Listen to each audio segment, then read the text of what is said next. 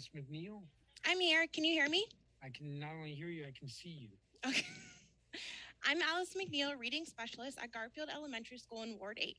First, thank you to the council for holding this hearing at a time where I, a teacher, can actually participate. This is my fourth time signing up to testify and the first time when I can actually attend, as the hearings are usually during my contract hours when I'm teaching children at school. I'm excited to share some of my thoughts with the council on teacher turnover and how to begin to effectively tackle the record teacher turnover in DC schools. Teacher turnover is at crisis levels within DCPS. At Garfield, we are currently missing a third grade humanities teacher, fourth grade math teacher, art teacher, librarian, and music teacher. These are essential subjects that our students are missing. This also puts an additional strain on the teachers who are here during an already difficult year, as COVID is still very much present and lack of instructional time due to over-testing remains an issue. We are stretched too thin trying to cover these extra duties to give children the education they are entitled to, as well as just physically keep them safe with adult supervision at all times. The WTU contract expired over 3 years ago and is headed to arbitration. Yes, I'm asking that the council exercises oversight to make sure we are never in this situation again. However, a valid contract is the floor, the very minimum attempt to address the highest teacher turnover rate in the nation. We need to be fairly compensated, have more planning time, and have fair and efficient grievance processes. However, there are other concrete steps the council can take immediately that would keep teachers in our schools. First, restore COVID leave. Teachers are indoors without a mask mandate and without weekly asymptomatic testing. Inevitably, many of us will test positive for COVID, and one infection wipes out all or nearly all of our annual leave. We will have to take unpaid leave while recovering from one COVID infection or be forced to come into school buildings when we are sick.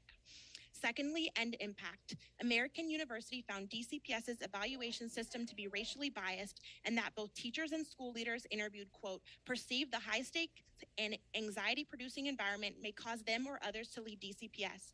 To continue, many teachers and school leaders perceive that impact created an unhealthy environment of distrust, fear, and competitiveness in schools that trickles down into the classroom. These themes held true across teacher effectiveness ratings, teacher race, as well as ward. I can personally attest to these findings. I have taught in other districts, and there was more collaboration between teachers as well as support from school leaders instead of the divisive and individualistic school community that the competitive nature of impact creates.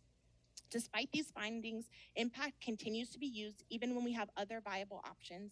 In fact, the WTU Impact Committee met throughout the summer of 2021 to review successful and collaborative teacher development and evaluation tools from other jurisdictions.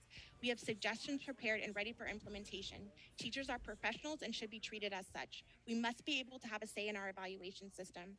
We also need to stop the overtesting. A second grader in DCPS must take 3 different literacy assessments at the beginning of the year, middle of the year, and then again at the end of the year.